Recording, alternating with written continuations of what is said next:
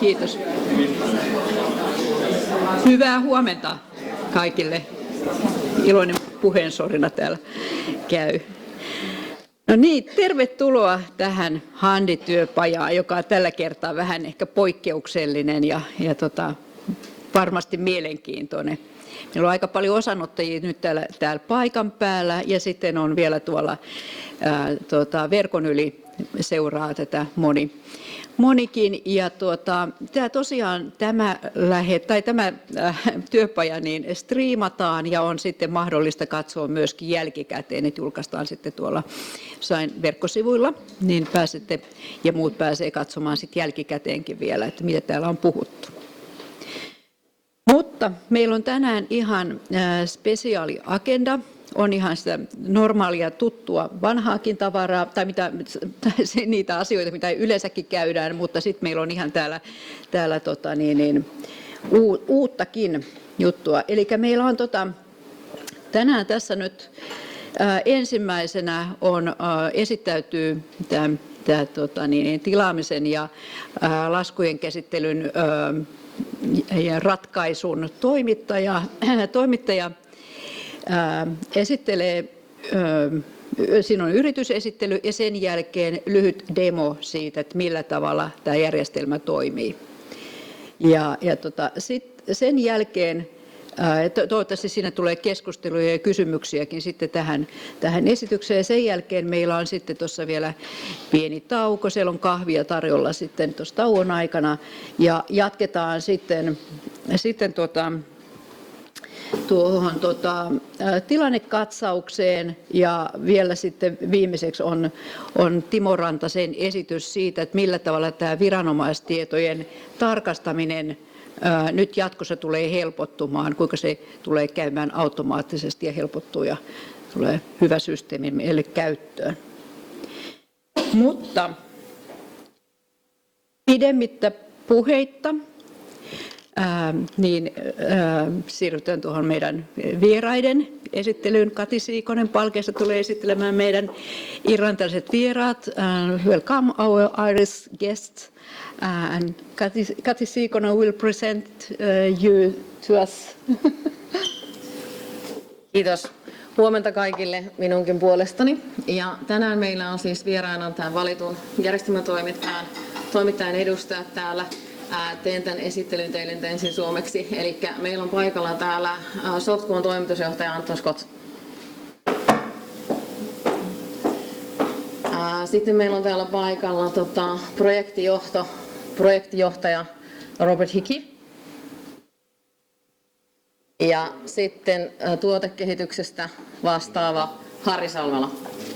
Tervetuloa. You're very welcome and I think that Robert you will take the lead. I'll start. Okay. Anton will start. Okay. Stage is yours. Thank you, Cathy. Thank you, Saya. Let's welcome our guests with applause.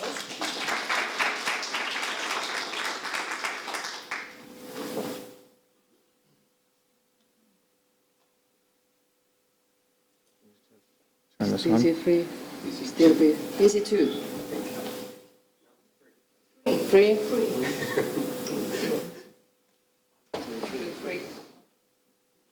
Wrong with that? Hang on. Joku on huonosti kiinni. Something is not tight enough. No, that's it. So PC3 and then duplicate it. It is PC3. Yeah, that's the phone. PC3 or PC2?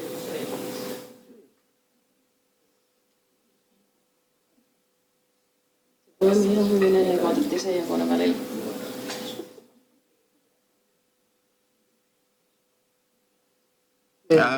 Good. Thank Very you. good. Very good. So, good morning, everybody. First of all, thank you very much for having us here today. We thought it would be a great opportunity for us to introduce ourselves to you guys today and before we kick off this project and hopefully meet some of you. The other thing I just want to say, I always feel a little bit awkward in these type of situations because we are speaking in English and you are all obviously Finnish. So we very much appreciate you bearing with us. We've been trying for many years to learn the Finnish language, but it's just too difficult. So here today with us, there's three of us from SOFCO, as Cathy said. So Robert Hickey, who is our project director. He has been with the company, how long, Robert? 25 years. Over 25 years now, so he knows everything there is to know about projects and product, and has actually been involved with some of you guys already in a previous life. So Robert will be working very closely with Cathy on this project. Harry Salmela, again, some of you may know Harry. Harry heads our software development team, so all of our software development done here in Finland, which we deliver globally throughout SOFCO, and then myself, obviously, Anton. So what do we want to do today? High-level introductions to start.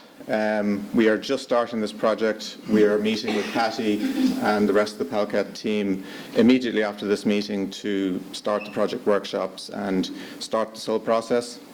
I was just talking to Tero and Cathy earlier, and it's great to finally get working on this project. Feels like we've been working on it for 2-3 years now to try and get to this point. So we're delighted to get started. So we will just give you a high-level introduction. Some of you maybe know a little bit about SOFCO, maybe not. So we'll just I'll give you some background detail on SOFCO. Robert is then going to walk through a demo so that you can then just get an initial view of what the product looks like, what it does. We obviously will be spending a lot of time to work on what we're going to be implementing as part of this project. So we have a very long list, which Cathy has gathered from all of you guys. So we have lots of work to do on that.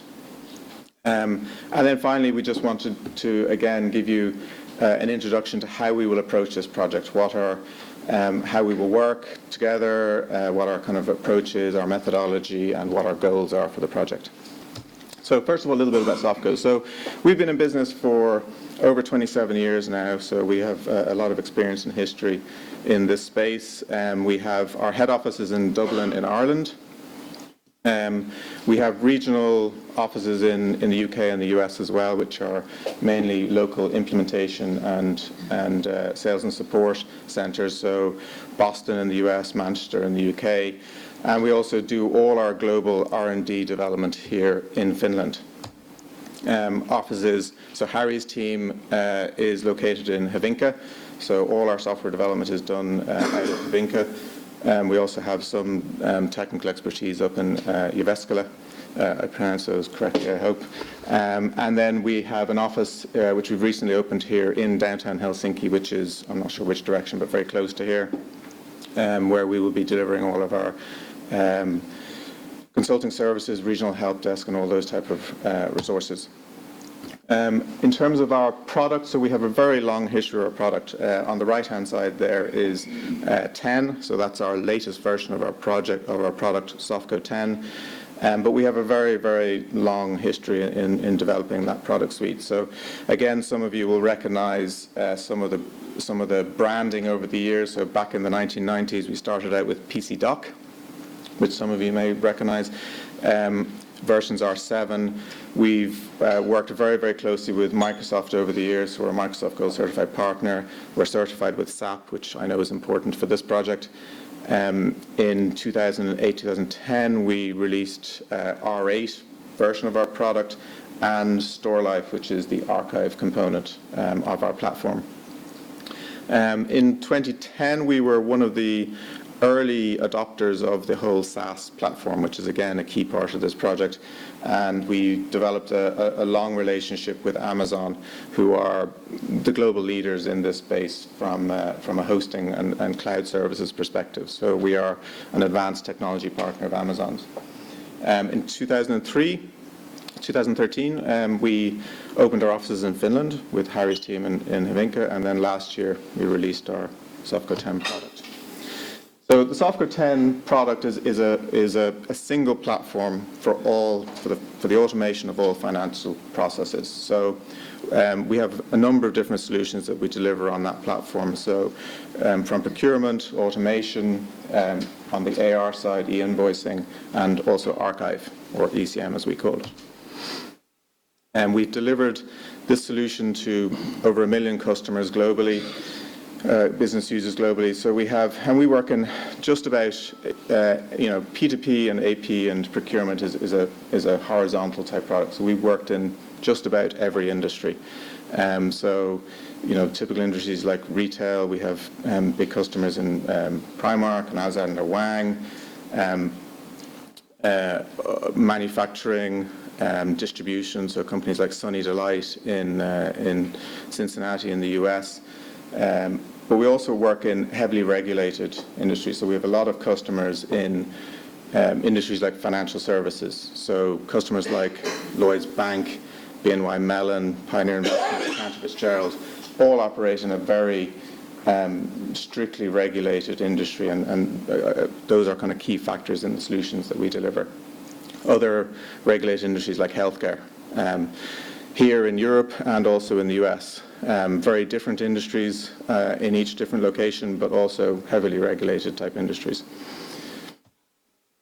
And then our philosophy, just generally, we'll talk a little bit more later about how we go about implementing projects and how we plan to implement this project. But our philosophy generally is all about building long-term relationships and partnerships with our customers. So that'll be a key cornerstone to this project. And you'll hear us a lot talking about a single project team, not the SOFCO team and the Finnish government team or the Palket team, but working together as a single team. So collaboration is very important for us from the start of projects, but also after the projects. A lot of the feedback that goes into Harry's team in terms of what goes into the product roadmap comes from our customers. So it's very important for us that we build and maintain that relationship with customers. So for Finnish government, for this project, we are focused on 3 core parts of our solution, so procurement, AP automation, and archive, or ECM. So those are the key parts, or the key requirements for this particular project. And I don't want to go through this slide in detail because there's an awful lot on it, but the key message behind this slide is that it's a single platform that encompasses everything from procurement all the way through to payment and processing in the invoices, and all built on a single platform, includes workflow, includes archive. So when we looked at the requirements that were outlined in this project, there was all the traditional procurement pieces, there was all the traditional invoice processing pieces, and then there was other things that we needed. We needed archive, we needed memo vouchers, we needed other types of workflows. And we think we are one of the unique solutions that allows to do all of that truly within one platform, which then delivers one of the key goals for this project, which is total visibility end to end, which I know is one of the key initiatives for this initiative. Robert's going to show you a little bit more about this in the demo, so I don't want to steal his thunder, as they say, but just some of the, key approaches that we've taken in delivering our products. So it's all about central visibility. We want to have all the information end to end in one system, which we can then present in a usable fashion to key people, key managers within the business. So you will see a lot about dashboards and central visibility within the solution. We've also worked a lot on the user interface and the experience for people who are using the system, and have followed an Amazon-style user experience. So again, it's very familiar to people. They're used to dealing with these type of interfaces in all the other applications that they use in their daily life. So why should our business applications look any different? So that's very important to us. And then finally, all the kind of latest technologies. So people live in email, people live on mobile. So again, why should we not be able to deliver our solutions in those type of interfaces? So those are our high-level things. I'll come back in a minute once Robert's done his demonstration and talk to you about our approach for this project and how we plan to implement. But I'll hand over to Robert now to walk through the demo. Just leave that there. Just leave that out.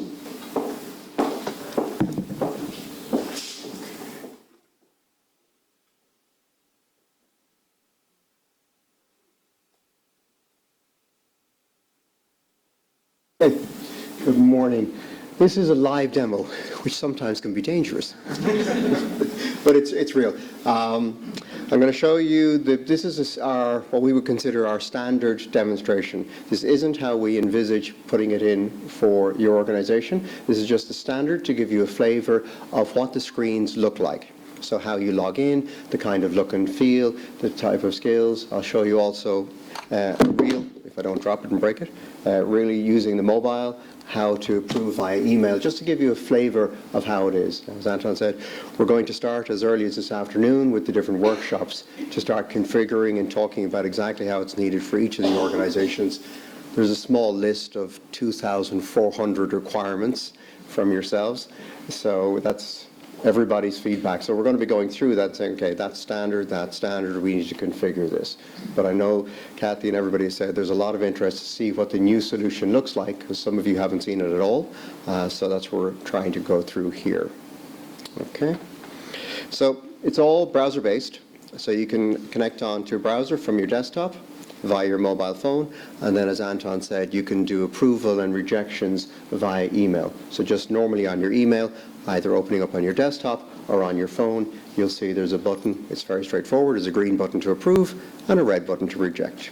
Now, if you need to see more detail, of course, you can log into the application. But for a lot of time, people say, yeah, I know about that. Click, it's approved. And everything then works in the background. So I'm going to log in as different users here so you can see the type of look and feel on it. So the first person going to log in here is as the financial controller. Now here we call this our dashboard view. So the dashboard allows us to configure any number of reports, and these can be graphical reports like you see here. They can be simple lists. They could be work queues. You can also look at bottlenecks. Okay, show me where requisitions are stuck. Is it stuck with my finance team, or is it stuck with the approvers? Look at spend related to different suppliers, or spend across a department or a cost center or a GL. So all of these are different dashboard views that you can present either on screen or even on a TV on a wall. So different dashboards will allow you to view different things. So here we have what we call our finance dashboard, and I've just got a bunch of them active here. As you can see from the screen in a second, you can have different modes and different screens. So some can be a pie chart, a bar chart, and different result sets. As I go down through the different ones, you can see you can have multiple charts. Like this is all the same. This is all looking at the purchase order data or the requisition data, receipting information, invoicing information. And it's merely a choice of how you want that to be presented to the users. Okay? Because sometimes if you're working, it's easy to work down through a list. But if you want to have an overview and say, well, look, show me per department or per organization or per vendor what my spend is or how much we're doing. Different views can lock down through here. These are just flavors of it. And the idea will be that these are the out of the box, and then as we go through the different workshops, we'll say, okay, these are the standard 5, 6, 7 different dashboard views, and you can also choose which users should be able to access these dashboards. So you can say, well, people in this department should see things about procurement. People in that department should see things about invoicing. So based on your login, you can either have access to some or not. Different accruals will show a list view, so based on the different organizations. Here we've set up the system with 4 different organizations, so one based in Finland, one based in Ireland, one based in the UK, and one based in the US. And all the exchange rates and everything are all working in the background. Here we've got different budget dashboards, and equally I can connect into one of these and drill through. So if I said I'm interested in the Virgin Media, go in, click, and I can see all of the invoices or documents sitting in behind it. Click through, and then I can see a display of the invoice. Now again, this is general demo data, so you get the idea. It's just sample invoices. But the idea is, as Anton said, it's from a complete view. So say, yes, that's an interesting chart. Now I'm specifically interested in that vendor or that status or why I have these ones being rejected. And you can click all the way through to see the detail. Okay. So I'm going to log in as Timo. No offense, it just happens to be the Finnish name we had picked. Now, one of the things we have the ability, obviously we have it at the opening screen. Either by your login, you can choose your default language, or from the home screen, you can say what language you want to work from. So if I say for this time, okay, I want to connect in and I want to see all the screens in Finnish. So as soon as I do that, all the screens change into Finnish, so we can log in. Now, this part of the Me tullaan kytkemään tämä palvelu Virtuun, eli silloin kun käyttäjä menee tänne Virtuun kautta, niin se tunnistaa käyttäjän tiedoista sen, että millä kielellä, oletuskielellä kyseinen käyttäjä kirjautuu. Okay.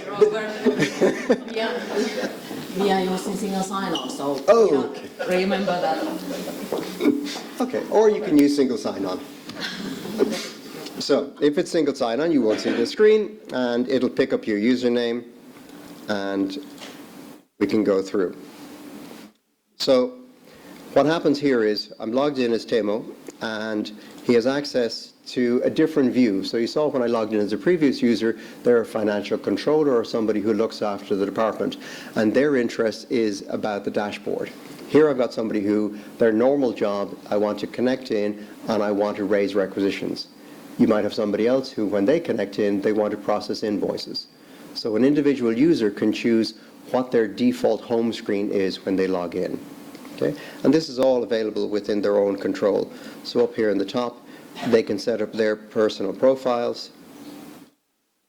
So depending on what they want to see, you can say, okay, what's the home profile, what's the viewability, different modules, etc. So you can say, and again, I know these screens quite well. It's not that my Finnish has suddenly improved. I just happen to know where all the buttons are on the screens. And I thought, at least we would do on this screen, I'll show it to you in Finnish and I can click through. The other ones, I will switch back to English. So these are the most recent purchases that Timo has been doing. So it says, right, normally you buy laptop bags and you buy laptops. And again, we can actually have showing an icon of interest and you can click through, or we can have generic icons. We also support punch-outs. Anybody who doesn't know what a punch-out is, so let us say you were connecting to a stationery company website or a Dell website or something like that. So instead of loading the catalog onto the Softco system, you click on an icon here, and that will then bring you to, let's say, the Dell website, and you can look at the items on the Dell website. Put all the things into your cart, and then when you press finish, it pulls it back into the Softco system. So I can say, okay, I want to buy 10 of these, so 10 bags, and 10 there. So we've choices such as, you can say, they can update the quantity.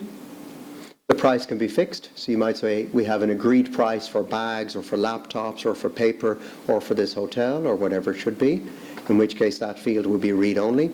Or, as we have here, I can update the price. So maybe I've done something new on the contract, or there's a special price for this month, and I can change that price. And again, you can configure that down to an individual product. So if I say add that to my shopping cart, so up in the top right-hand corner, it says, okay, you've now started to create a requisition, and you have one object in the cart. And you might say, that's fine, I'm happy to go there. Or say, no, I want to add some more. So you say add something else, and now we have 2 items in the cart. So within a requisition, you can have a requisition that I can have multiple items, and a requisition can also be for multiple vendors. So you can get one requisition approved, and then it will automatically, once it's approved, break that into the individual purchase orders and send those to the vendors. Okay? So you can have it for all of the different items, and it'll automatically go out. We click on proceed, and then within here, and this is part of the part where we're going to get into the workshops, these are the kind of screens that we'll work closely with the teams and say, okay, how should these be configured? And these can be configured for each of the different companies and departments, and say these fields are mandatory, these fields are optional, and so on. But within the standard system, so I'll say more laptops for Harry. Okay, and you can see the fields that are mandatory automatically go red, And here it's saying, okay, you're buying it for, we call the company Carter, so in Hyvinkää, and I want to get it delivered to the Finland. Now the other fields are optional, so what's my delivery date or desired date, and do I want to put in a comment to the supplier? But because it's not in red, it's an optional field. So I could say, okay, that one's done.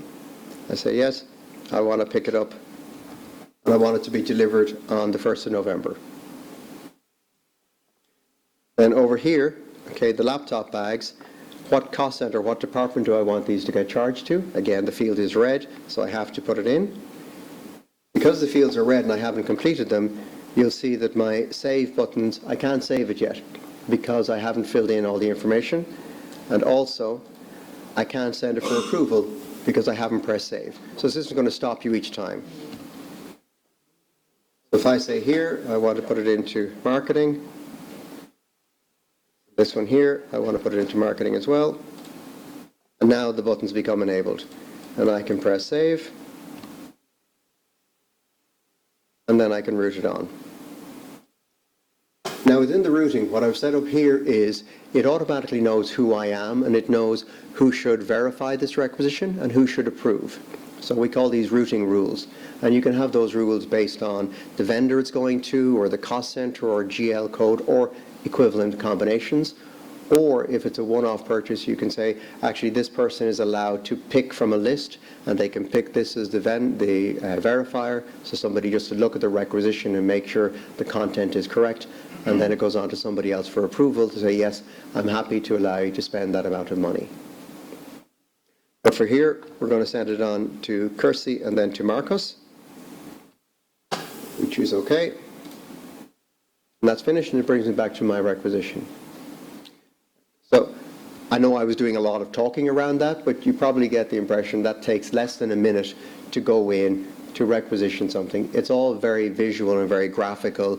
It shows you the types of things you're trying to purchase. It shows you if there's a required piece of information and maybe you have to fill it in. Also in the drop-down list, it'll say these are the ones that you can choose from. So in the background, all the jobs are running constantly, and it says, oh, there's a new requisition which has been assigned to Kirsty. So it will then, depending on the configuration, offer 3 choices for Kirsty to approve that. So either from an email, and I'll show you that in a moment, directly from the application, so somebody could log in and verify from within the application, or from the mobile device. So if I log in as Kirsty, I'm going to switch back into English. Sorry, guys.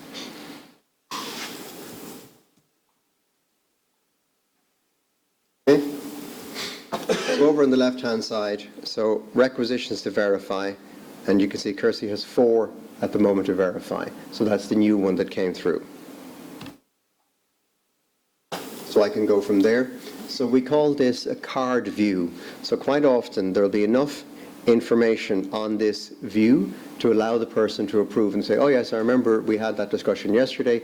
Those are the laptops that Harry asked for. That's okay. In which case you can click directly there and approve. Or you say, no, actually, I'm not happy with that and I can reject. But rather than having to click into every single one of them, you can approve or reject from the outer screen. Your other option will be from the email. So you see this email has just come into my email box here just now. And we have the idea there. So Kirsty, a new requisition, so requisition 66 has been assigned. And here's the details. So from Dell, we've got items, so we've got bags at 59, 5.99, and up in the top corner, this will be verify, reject. And yes, the email will be in Finnish, but like I said, my Finnish isn't quite good enough yet. But the idea will be directly from there, so either on your desktop or from your mobile phone, it'll figure it out, and you'll be able to reject or verify from that. Now, each of these modes are optional. You don't have to turn on email approval, because some of you might say, no, we don't want email approval, or we do want email approval, so we can have it on or off.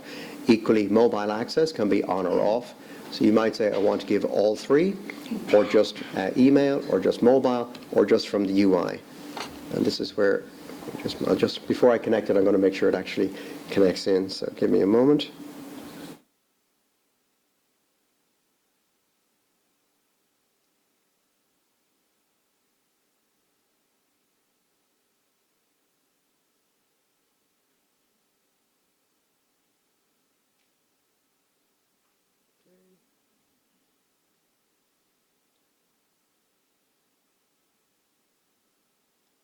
Good work.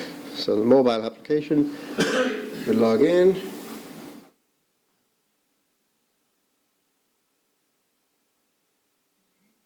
A moment. So what you should be seeing is an equivalent of this type of view. So here, if you look in the middle, we've got 4 requisitions to approve. This is where I need 3 hands. So that's the equivalent of, you're looking at the equivalent of this screen here, but on the mobile device. I go into this particular one here. Okay. And we have all the different details, so requisition date, and we can say, okay, if I'm happy to verify from there, I can hit the blue button on it. Say verify. Now, we used to have it that when you press verify, it automatically went, and people were saying, look, I'm a little bit fat-fingered, so sometimes I make a mistake and I click on it before I should. So most customers ask us, can you just put in a confirm or submit button? So this is why then I press submit. And now it says okay. So just in case somebody's scrolling up and down and they go, oh, I didn't mean to either reject that or approve it or verify it. So it's just a 2-stage. On this screen, if I click the green button, that's it, it's done. But here on the mobile phone, people said, can we have a little bit of just an extra moment of pause to make sure it's right? Now, Kirsty has verified that.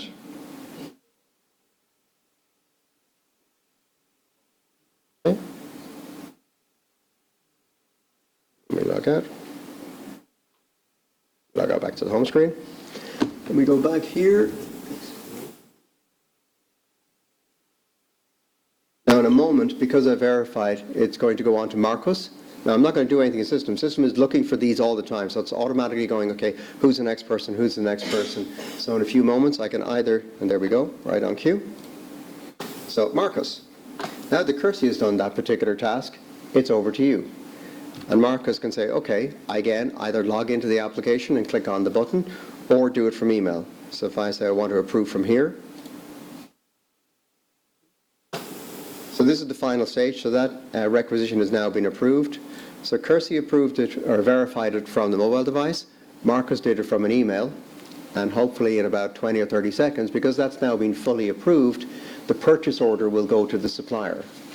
Again, the purchase order in this mode, it will be sent as an email, but we can also put it onto what we call our supplier portal.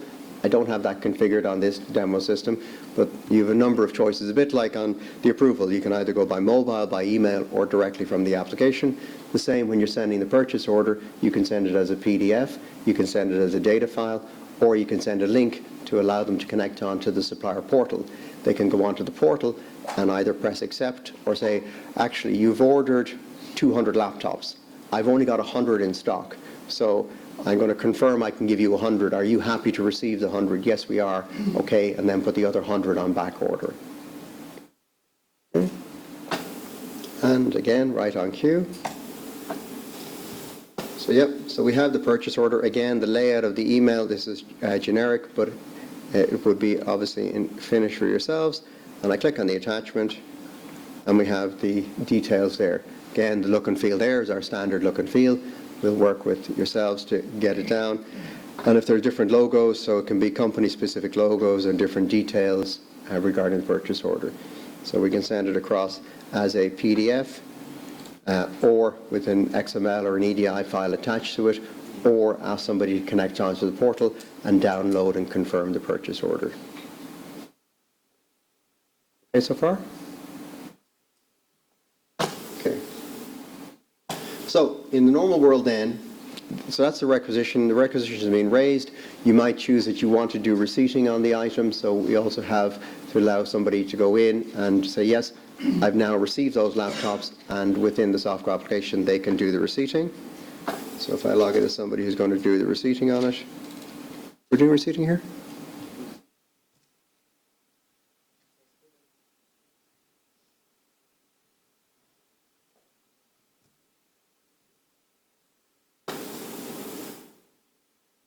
Okay. So again, Rob logs in. These are the normal items he's purchases. And from a previous purchase order, now we've got purchase orders to receipt. We can go in. Again, same idea here. So we have this card view. I can do a receipt directly from here, or I can say I've done a partial receipt. So I'll say yes. I want to receive this. Are you happy that you're going to receive? So you can see the products, how many did you receive? Everything's okay, receive that. And then depending on how much information you want to put in on the receipt, we have here. So you can say, what date did it get delivered? Okay, it got delivered, I'm receiving it today, but actually it got delivered yesterday, or whatever it may be. So we say, okay, happy to receive that, happy to receive that. Is it a bill of lading, delivery number, and description? This was, say, the laptop bags for Harry. Harry's popular. And by default, it'll say, did you receive the full amount? And you can say, no, I only received 5 of them, or I received 8 of them. And if in time you say, actually, I've received those 10, but we checked, and when we opened the box, 2 of them are broken, you can do returns as well. And you say, well, which ones are you returning? Well, out of the batch that I received on Tuesday, out of those 10, I want to return 2 of them. And it'll do the balance. It'll also mean that out of the 10 you've ordered, you've only received 8. So if the invoice comes in for 10, it'll automatically stop the invoice, because it'll only allow you to be invoiced up to the quantity that you've received. We say OK, and save on that. Then that one goes off the list. So the receipting, and we have the same on the mobile receipting. You can go in, because you might be out, and you go, yeah, actually I've received those now, type in the details, and it's done. So you can either do the receipting from the client or from the mobile side. So when the invoice comes in, we know from the list and from the discussions with yourselves that one of the big things is that we are to automate as much as possible the processing of the invoice. So when the invoice comes in, it should be by exception only that it should go to somebody to approve. So if you've placed the order and the order has been approved and you've receipted the goods, when the invoice comes in, there should not be a need for a person to say, oh yes, I know everything about that, I can approve the invoice. So the idea would be if the invoice comes in, it will check against the purchase order, it'll make sure it's for the right company, it's for the right currency, the unit price is correct, and it'll validate that it's been received. And if all of those have been passed, then it'll say, I don't need to send it to somebody again. But if, for example, you're not doing receipting, and you say, okay, I'm doing what's technically called a two-way match, yes, everything is okay, it matches off, but I don't know have you received it, then it will send an alert to somebody about the invoice. And the same idea that we saw about the email approval, you have a green and a red button, and you say, yep, I'm happy with that. So I'll show you an example here of an invoice that we have fully processed. So under the different queues here, and under the ERP integration, we've got the different stages. The idea would be that we're going to send it off to the ERP, let's say SAP or whatever it might be. It's waiting for 35 of them that have gone to SAP, and it's waiting for a voucher number or document number back from SAP. And then here are 5 that the system is sent off to ERP, and it's received the SAP document number or voucher number back. I click into these. Now, this particular user has access to all the different departments or companies. You can also have it restricted based on a user, and I'll show you in a moment. So I've got 5 here. I'll log into someone different, look at the exact same queue, and I only see 1 of them. So here we can say, yep. So if I look along and we say, I want to see this one for Dell. Of course.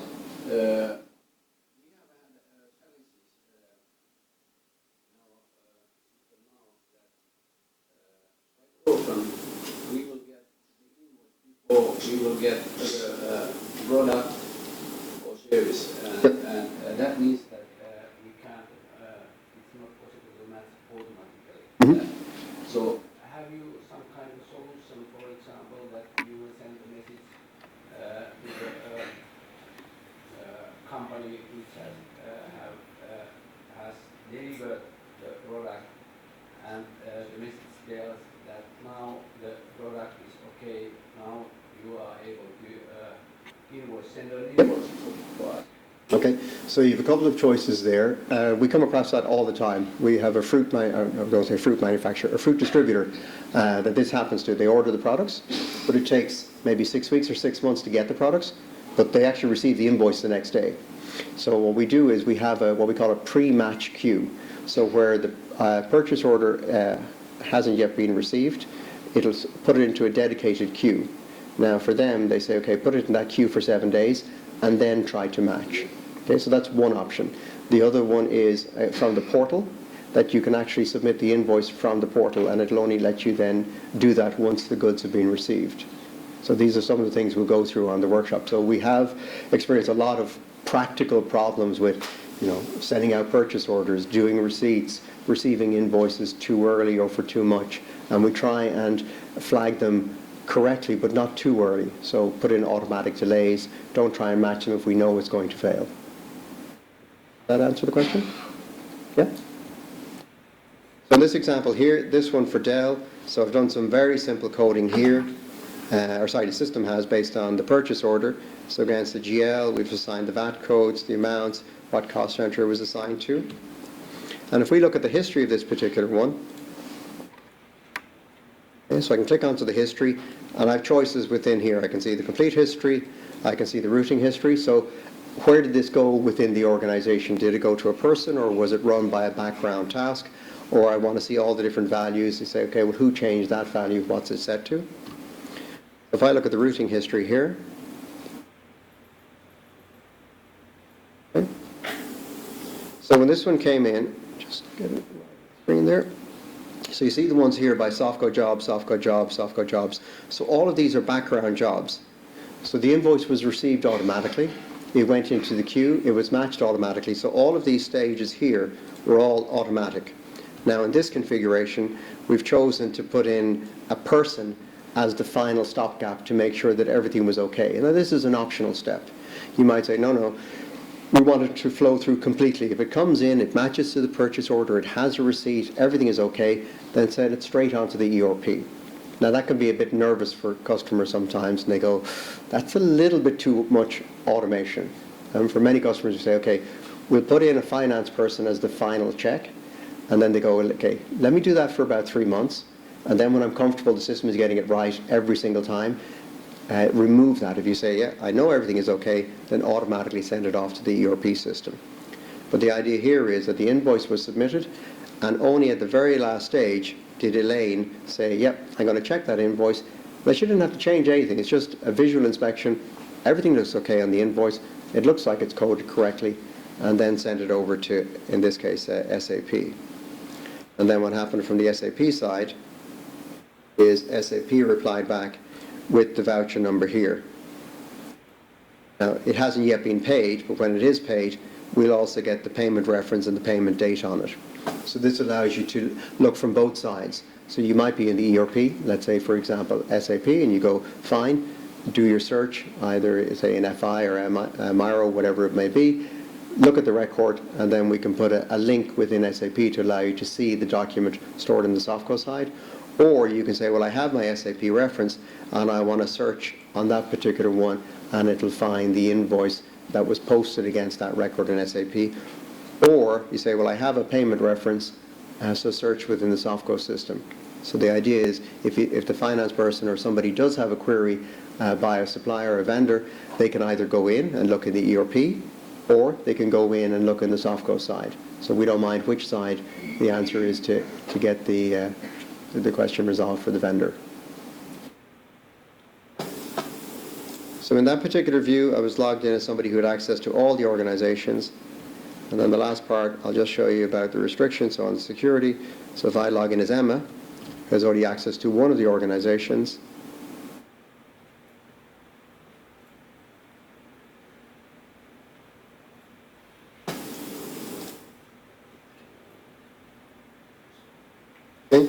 remember when I logged in a moment ago, that said 5, but here Emma has only got access to the US organization there, so she can see that. So she can't see the ones for the Finnish organization or for the Irish organization or the UK. And that's just basic. Everything else looks the same. She can access the different jobs, so you can restrict users down to what they can see and what they can do.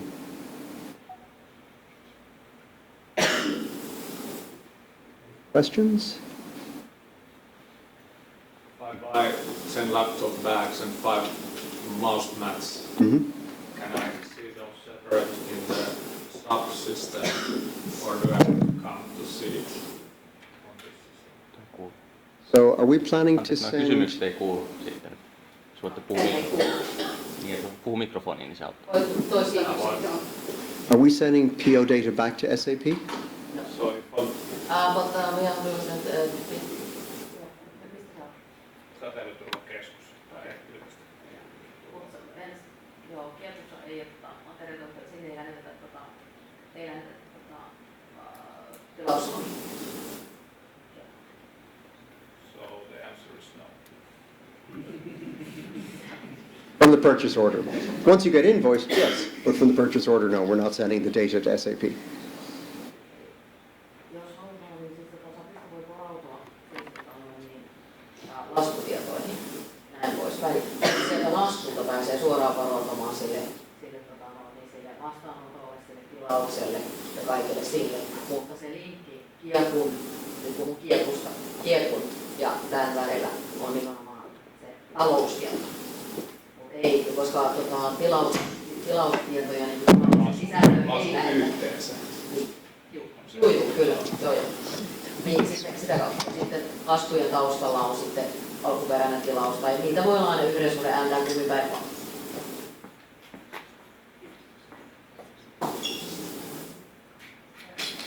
Mä avasin niistä 2 ja 3. Niin.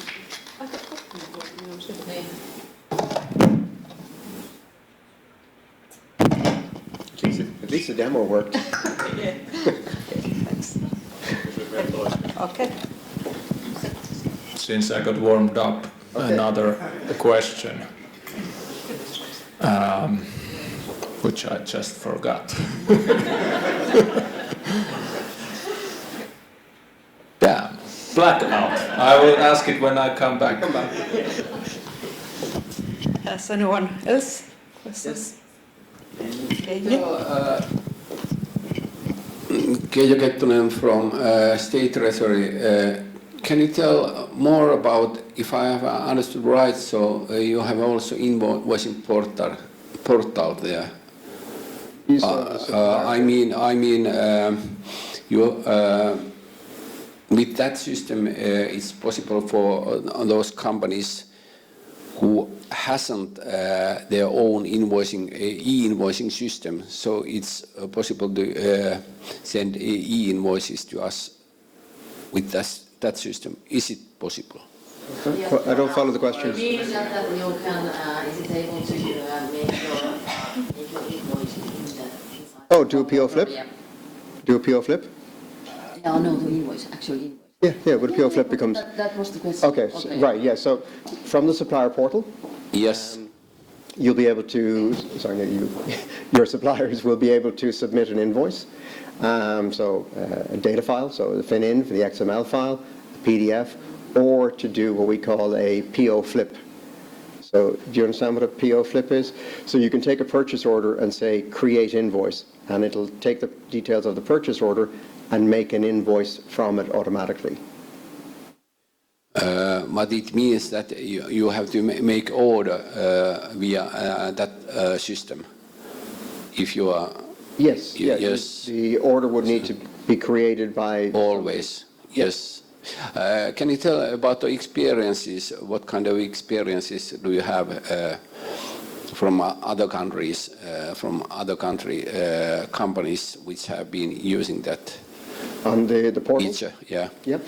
So normally it's a slow start. So what happens is they pick some, if I can use the phrase, some friendly vendors, because they don't always want to start with everybody. So they've got either some big vendors where they know they're technically capable, and they do a trial with those until they say, yes, okay, it's all working, rather than opening it up to everybody. So normally you'll pick, say, 2 or 3 vendors, make sure everything is okay.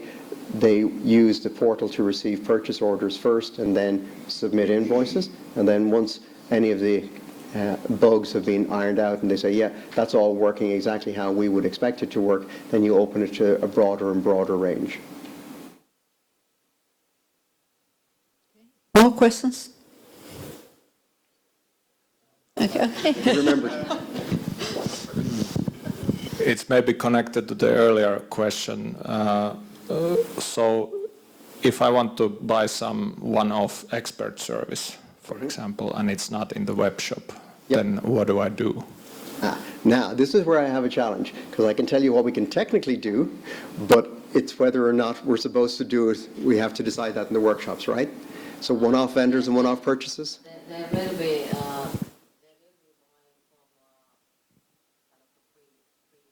Okay, so we're going to enable the free purchase? Okay, so we need to. yeah, every now and again it's like, okay, I know what the system can do, but am I allowed configurers? So yes, we call them one-time vendors and one-time purchase. So yes, we can do that within the system. I have a question. I have understood that you have a solution for contract management too. Is true? And right? could you say some words about it? Harry, do you want to? Okay. I speak Finnish. Eli muutama sana sopimuskohdistuksesta. Eli sopimus voidaan tuoda järjestelmään ulkoisesta lähteestä tai se voidaan myös Sopimushallinnasta ja sopimuskohdistuksesta. sopimushallinnasta. Eli sopimus voidaan tuoda ulkoisesta lähteestä tai luoda täällä järjestelmässä, niin kuin sanotaan, tyhjästä lähtien. Se voidaan kierrättää täällä, viedä arkistoon, arkistosta saada sitten hälytys, että sopimuksen voimassaoloaika on päättymässä, lähettää uudestaan kierrolle ja siitä tulla sopimuksen uusi revisio. Eli sä voit sitä sopimusta uudistaa sen vaikkapa ajan päättymisen perusteella ja nähdä, kuka hyväksyi sen sopimuksen, onko tämä sopimus mentävä tämmöinen liiketoimintaprosessin läpi, asiatarkastushyväksyntä, voiko se olla tämmöinen, jos se kohdistuu tämmöisiin palveluihin, mitä sen toimenpiteet vaatii siinä sopimuksen hallinnan osalta. Se voidaan myös sitten, mitä Robertti näytti tuossa, julkaista dashboardissa toimittajan sopimukset per joku, niin näyttää tuolla työpöydällä. Mitkä on päättymässä olevat sopimukset, joiden arvo on tätä luokkaa. Ja kaikkia tämmöiset hälytyksiä saada myös sen dashboardin näkymään. Eli kaikki, mitä on siellä järjestelmässä, voidaan nostaa näkyviin sen dashboardille.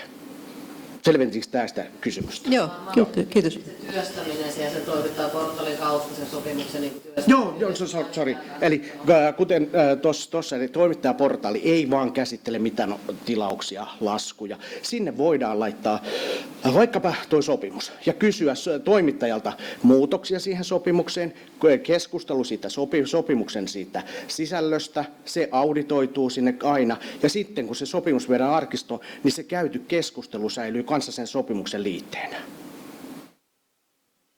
Selvä. Ja. Yes. Joo.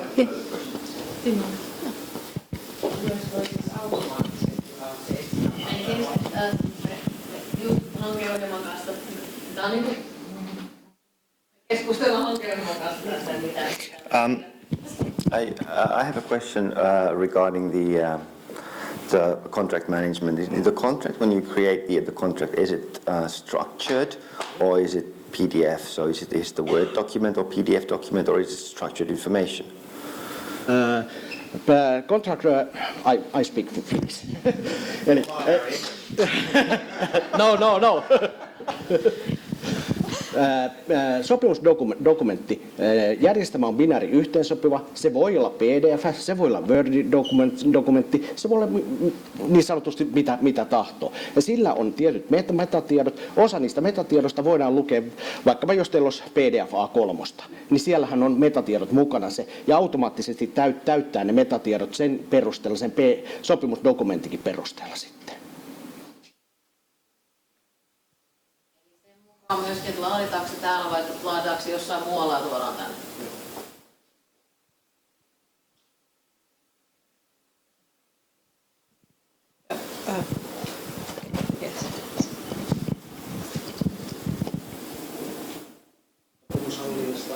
Ei, mutta Harrille tiedoksi, sä olet varmaan tietoinen siitä, että vuoteen 2020 mennessä meillä on aika vaativat tavoitteet hallitusohjelmaa myöten. Olen tietoinen. Erinomainen asia ja se tarkoittaa sitä, että meillä on tilauksellisia, sopimuksellisia laskuja tietty määrä ja niiden automaattinen täsmäytymisaste pitäisi olla lähemmäksi 90%. Ja samanaikaisesti kun ottaa huomioon, että meillä on käyttöönotot pääsääntöisesti ensi vuoden aikana ja 2020 tulee aika pian, niin tämmöisenä toiveena ehkä ja kommenttina, ja voit välittää näille irlantilaisille kollegoillekin, että me olemme näiden suhteen tosissaan, meidän pitää saavuttaa ne, ja missään nimessä mä en tässä vaiheessa epäile. Toivon projektille kaikkea hyvää, mutta samalla haluaisin muistaa, että resurssoikaa se oikein niin, että te olette oikeasti myötävaikuttamassa siihen, että me saavutamme ne lopputulokset. Te olette osa sitä ja sillä tavalla teidän onnistumista mitataan. Hieno juttu. Me palaamme vuosittain, että missä mennään. Kiitos.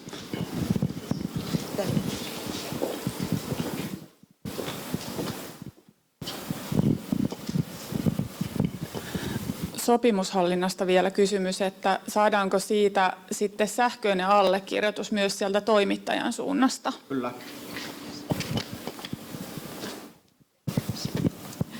Okay. And someone else.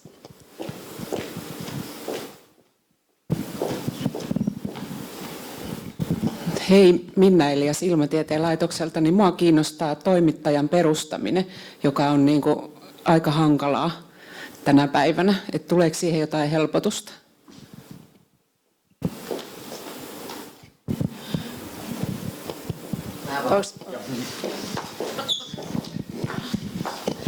No siis se malli, mitä me ollaan speksattu tästä etukäteen niin kuin yhdessä silloin, osa teistä oli sitä speksaamassa, niin on se, että silloin kun niin me ollaan tekemässä, tai tunnistetaan, että me tehdään, meillä on hankintasopimus varmaan tehty se toimittajan kanssa, toivon mukaan pääsääntöisesti, ei mennä suoraan hankintojen kautta, mutta kun meille tulee uusi toimittaja, ja kun me tehdään jo sitten sitä tilausheitystä siinä vaiheessa, niin silloin lähtee impulssi suoraan täältä järjestelmätyökalusta niin kiekuu uuden toimittajan perustamiseksi, eli se menee sähköisesti sanoma. Eli että tehdään se siinä vaiheessa, kun ollaan jo tekemässä ensimmäistä tilausta tai ostoa siltä kyseiseltä uudelta toimittajalta, eli siinä vaiheessa se toimittajan perustamissanoma lähtee täältä menee kiekuun.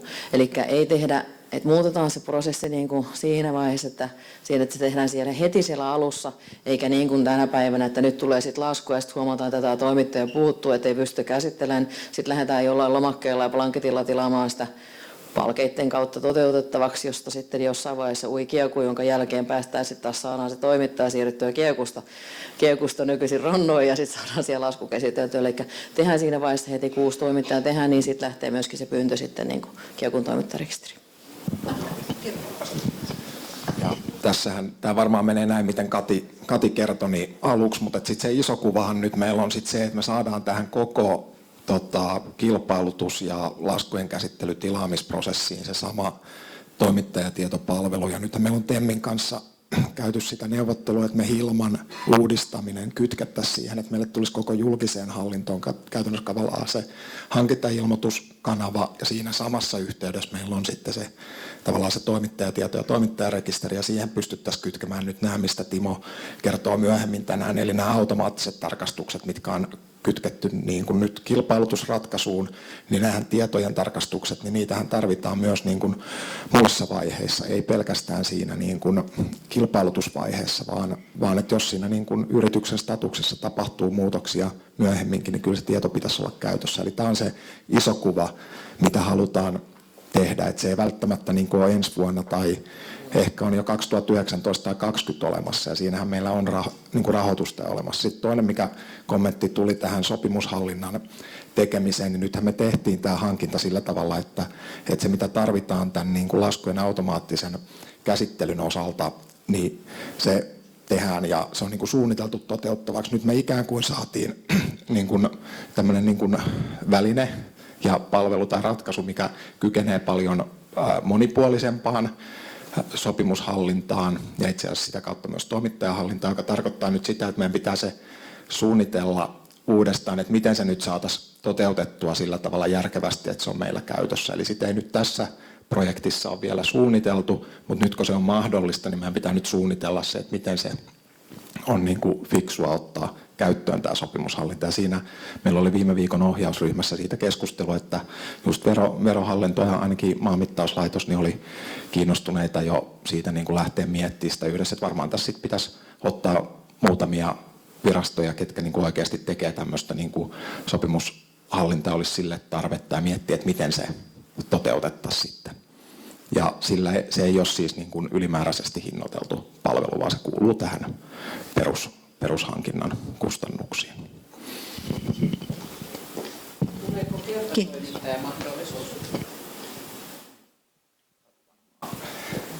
Tulee kertatoimittajan mahdollisuus myös. Joo. Vieläkö on kysymyksiä?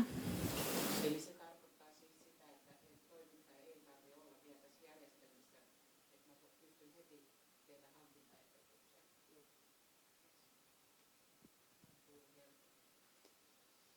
Okei. Onko vielä? If not, Oh, good. everyone are satisfied. They're still thinking. Yes, maybe. You can ask Okay. the questions at the coffee break. Okay, thank you. Okay. Time check? Yes. We okay? Yeah. Okay, so project approach. So how do we go about managing this project? So we have a standard project delivery methodology that we follow, which follows these phases all the way from planning through testing, go live, and support. So we'll be working very closely with the Palket team and all you guys to fit our methodology, because our methodology is our methodology, but you guys will have your methodology as well. So we need to make sure that those both fit. And like I said, it's very important that we work closely together on that.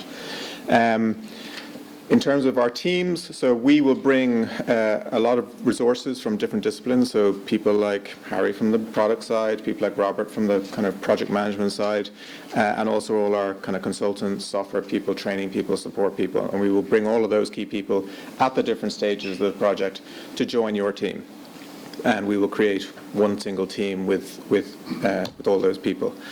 Part of that whole delivery process and the key to all of these projects, which is starting today, this is part of the process, is communication. So communication is absolutely critical for us, and what we have found works best is the more open we are with customers and as we're going through projects, the better the projects go. So what we do is when we're sharing tasks and we're setting responsibilities for the project team, whether they're our responsibilities or your responsibilities, we share those openly. We use a tool called Asana. Some of you may have seen it or used it before. It is an excellent tool for open dialogue and open communication. So we will manage the initial phases of this project using this tool. So we actually have you can see at the top there it says template implementation. So the first phase of this project is working on building the template with Palket for the initial pilot customers, and we will work through a project, a micro project if you like, for that, and then each time we engage with each of the different customers, each of your teams, we will open independent customers for those, or independent projects for those, and the representatives that you guys have for those projects will be added to the teams, and they will have full visibility of all the activities that happen, all the statuses of where those activities are, who's responsible for delivering them, when they're due to be delivered, and that makes sure that everybody is completely aware of where we are on the project. Just to give you an example of the approach and a very successful project that we have delivered, and I think it has a lot of similarities with the project we're delivering here, is with a customer of ours called Primark. Primark is an extremely large, they're basically a discount fashion outlet. They're not yet here in Finland, but they will be here shortly. They have over 400 stores in 17 different countries, so they're a big, big organization. They have a global shared services center where they implemented our solution, over 6 billion in revenues, 70,000 employees. And just with the nature of their project, we had lots of different languages, currencies, taxation rules in each of the different jurisdictions that we have to operate. And their volumes are about 600,000 invoices per year split between GFR is goods for resale. So this is everything that they buy and then sell in their stores, and then goods not for resale, which is all of their kind of operational costs. Every purchase that happens within Primark goes through our system. So they have as much complexity as you guys do. Their volumes are about half of what your volumes are, but they had very similar requirements from the outset, which is we want to put in a global shared services centre. We want to implement a standard template, and we want to be able to roll it out quickly, which are the same kind of initiatives and requirements that we have here. So our approach right from the start there was to create a global template for all of their requirements in all of their stores, in all of their jurisdictions that they were operating in. So they went through a similar process of what do we need? We got a very long list of requirements, and we went through a process of building a global template with them. So that was standardized functionality across all the different locations, processes, user experience. They had a lot of different integrations in the different jurisdictions. So much like we have here, as we go through the different departments, we have different integration requirements, and we put all of that into a standard configuration. And once we had that, we were then able to implement it, like here, in an initial pilot number of customers, and then we went through they open new stores, I mean, I think it's even less than every 6 to 8 weeks now. Every 4 to 6 weeks, they are opening a new store, so they have massive, massive growth. Last year was a real milestone for them. They entered the US market, which brought a lot of new challenges in terms of jurisdiction, tax codes, currencies, all those type of challenges. And we were able to implement extend our solution to support that market in less than a month. And they've now, I don't know, they've got 12, 15 stores now in the US market. And as part of that whole process, they were able to bring all the different jurisdictions onto one governance model. So everybody now follows a central shared service governance model in terms of how they do business, how they do the procurement, how they do approvals, how they do payments. This is the same approach that we intend to operate here. So we will be going through this with you guys over the next period of time. So this is just to give you a high level, we're at the very early stages of this, to give you a high level view of the timelines. So we start this at 1 p.m. this afternoon, and we will be starting workshops on building that template definition based on your requirements. So we will go through, over the next 2 or 3 months, we will go through a process of defining exactly what that template looks like, exactly what those functionalities are. Once we have that in Q1 next year, the target is to implement that and roll it out to the initial 4 pilot customers, which you can see listed at the bottom there. So by middle of next year, we will be live with those customers, and then after that, it's a rollout to each of the different departments across the Finnish government. So what does that mean for you guys? Well, although we're talking about middle of next year, we've already talked about this directly. It's important that we engage, so today is part of it, that we engage with you guys early. We need to focus on the initial 4 pilot customers, but we also need to get you guys thinking about what your inputs into these processes are going to be. We're going to need feedback on integrations. We're going to need your input on some of the functionalities that we're including in the template. So it's important that we engage with you early in that process. Once we get to the point of being ready to go to the implementation process with you, what does that look like?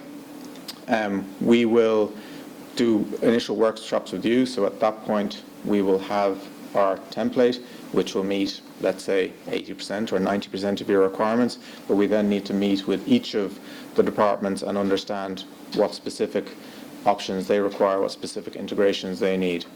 So there'll be demands on you to have the relevant teams in place, the relevant representatives available for those projects, and we will put together a project plan, timelines, implementation, training schedules, and then when do we actually go live.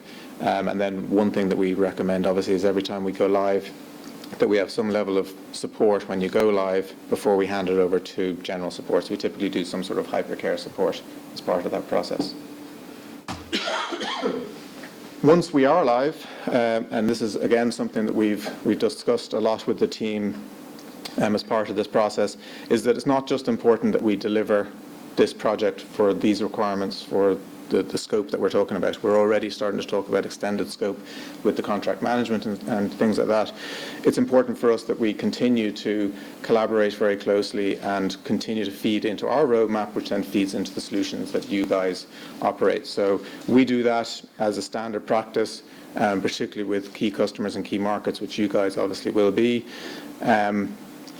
We also bring to that all the experience that we have with our other customers globally. So, while things in Finland are done in a Finnish way, there are a lot of similarities and there are a lot of best practices and a lot of experiences that we have from lots of different markets and lots of different industries that we can bring to this project as well. So that's important as part of that process. We have a general wish list, feature wish list process whereby anybody who's a user of the product can send in ideas or requests into the process. We don't promise or commit to implement all of those, but we do consider them all. They're a key part of Harry's input into his roadmap and design decisions, and you'd be surprised how many of those ideas get incorporated. So if we find something that's a good idea, we feel that it's a generic idea that applies to other customers in the market and potentially other customers globally, we absolutely include those in the roadmap on our side. And then one thing that we will be doing here is we actually have an annual user conference. We will probably do something locally here in Finland, given the size of the project. And again, that'll be something like this, where we have had some experience using the system, you've had some ideas, and it gets an opportunity for everybody to get together and discuss thoughts and input into the process. So, in summary, how do we look at this? What are our key kind of success criteria for this project? First part is we must establish a single team. So I think we know who the members are of that for the initial start, but you guys will all become part of that as we go through the rollout. Our first goal is to define and deliver the standard template, which will apply to all the other customers as we roll out. Once we have that defined and built, we will then roll it out to the initial 4 customers for the pilot program, and then it's a project of rolling it out to all the other departments throughout the Finnish government. We then will provide local Finnish support for that, so that's a key requirement here, and obviously that's a focus for us to deliver. And then we collaborate on future roadmap activities and future roadmap development. So that's everything from a high-level soft introduction. Any questions on that, or do you want to leave questions for the end? I'm just a little bit conscious about time. Timo.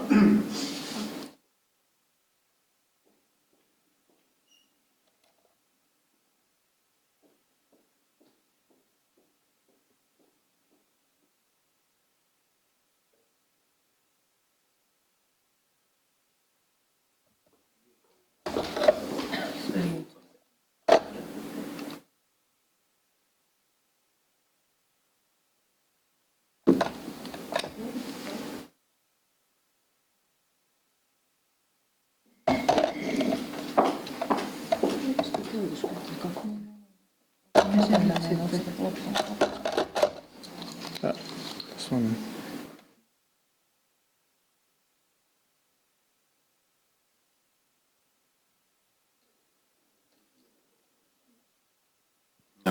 No. Okay, they're all ready. Oh, there you go. Okay. Maybe this is something to Kati later on, but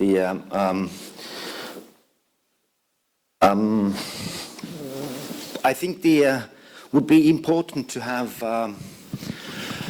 for the pilot project as well the internal service centers services and from the CBP as well the other products in the catalog before they start piloting. So what is Softco's experience and what is our plan on doing this? Because I think there would be a chicken and an egg problem. If it's empty, the system, then there is nothing to order and no reason to use. So how do we plan to tackle this one?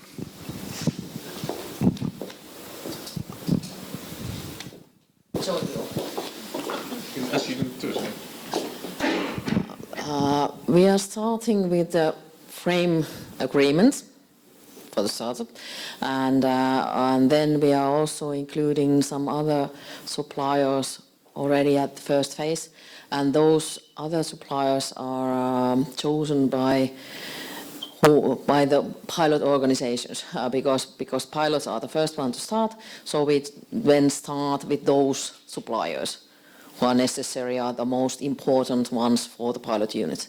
And then we continue with the other suppliers based on the implementation and rollout timetables. But at first we start with certain frame agreement suppliers. Those are already chosen by you guys, actually.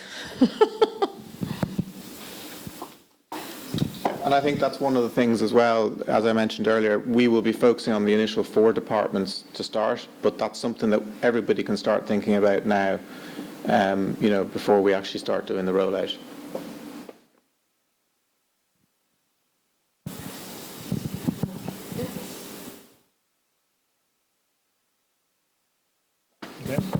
Have you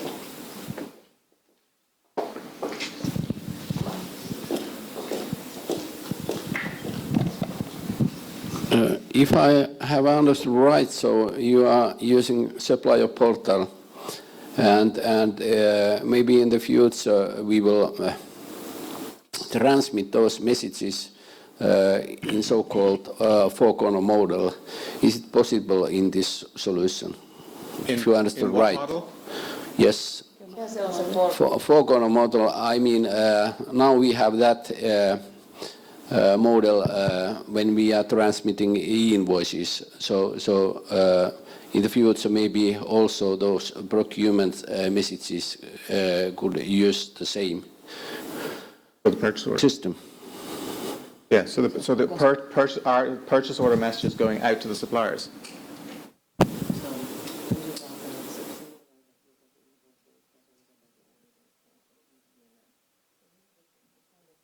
Yes, so we do all that. We do that through the portal already. But if we have direct integrations with certain suppliers, we can do do outbound order messages as well. Yeah. And I think that in this new implementation we actually use all options.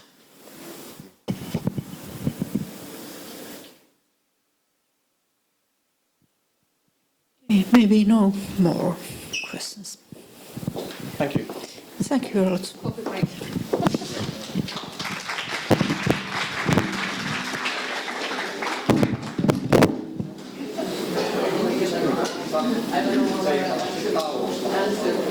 you. Thank you for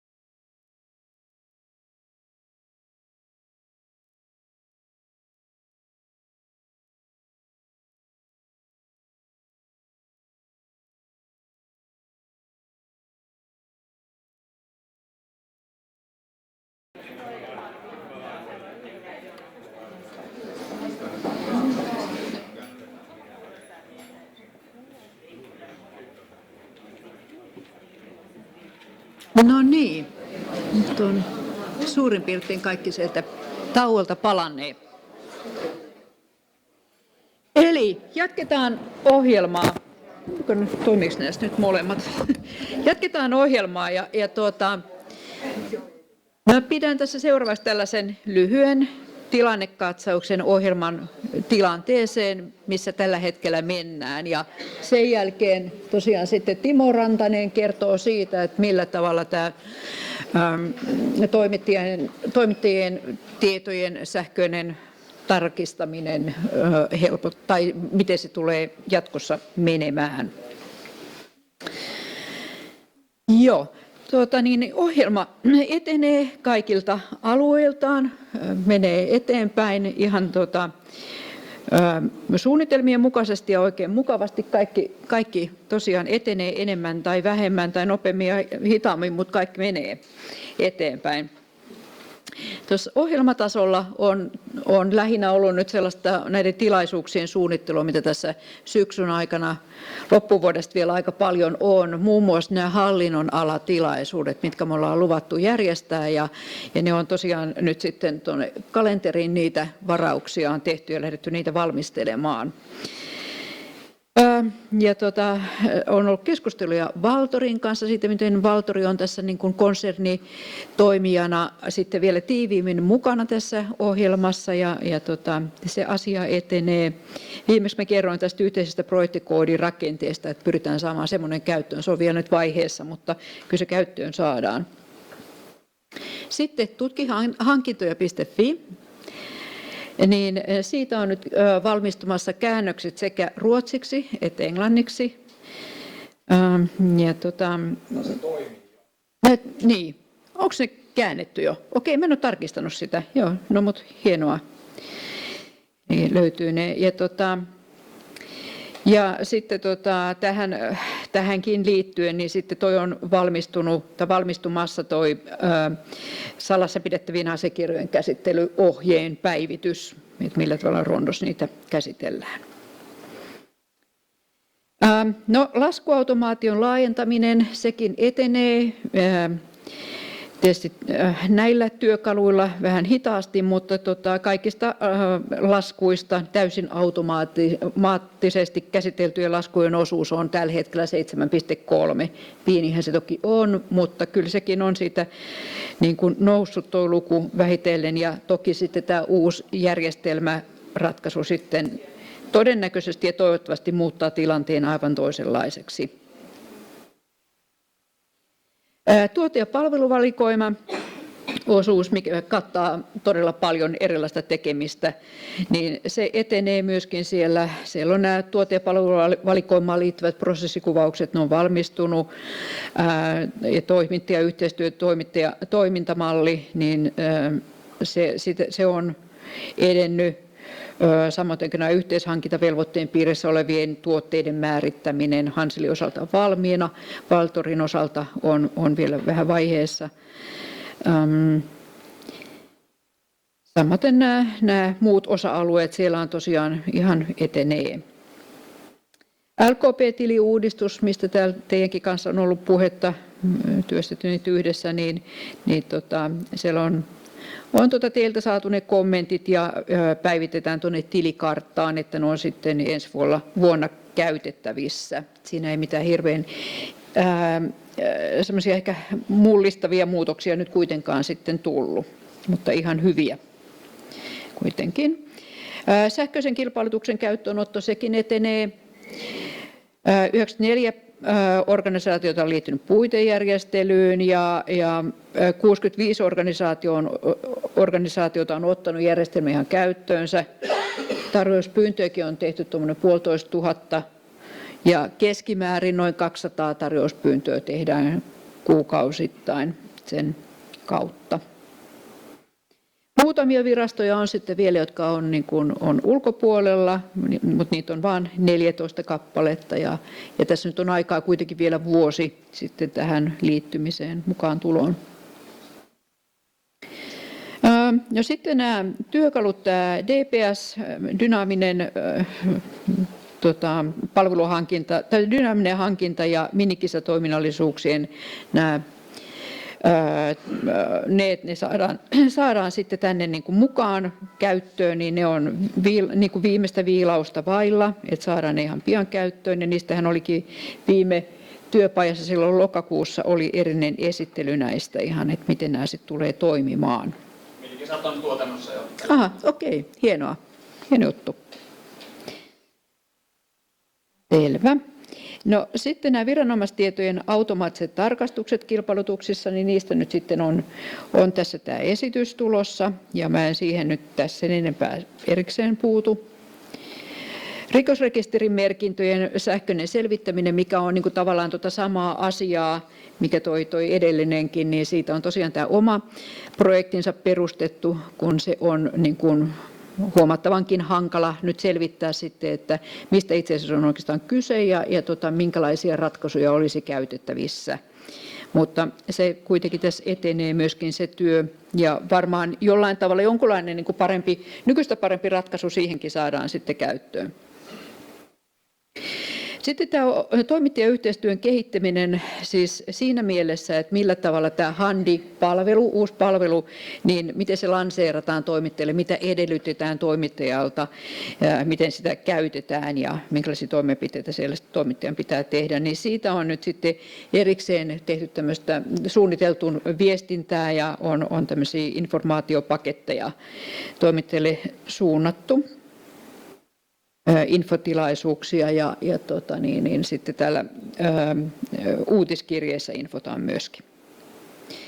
Tämä on tietysti semmoista, että tätä joudutaan tekemään niin kuin pitkän aikaa. Tässä nyt on varmasti niin kuin ensimmäiset, mutta tietysti täytyy jatkaa koko sen ajan, kun tätä projektia viedään eteenpäin, tätä uutta palvelua.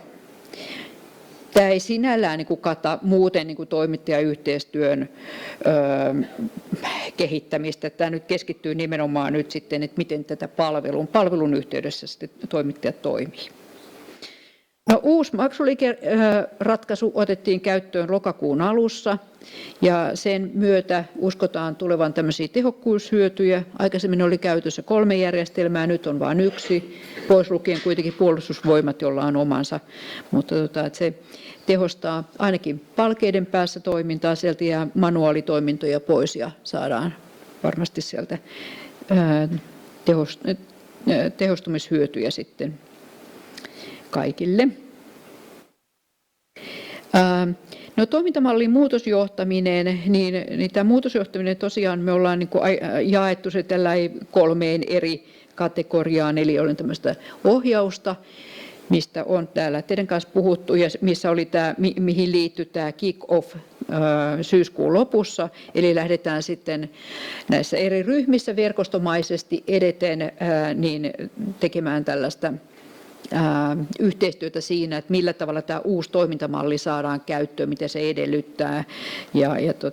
Siinä meillä on niin kuin aina 9 workshoppia on jokaisen ryhmän kanssa ja siellä sitten mietitään näitä vaikeita kysymyksiä ja miten niiden kanssa sitten pitäisi edetä. Sitten oma kokonaisuutensa on tuo koulutus, eli hankinta 2020, verkkokoulutusohjelma, sen suunnittelu.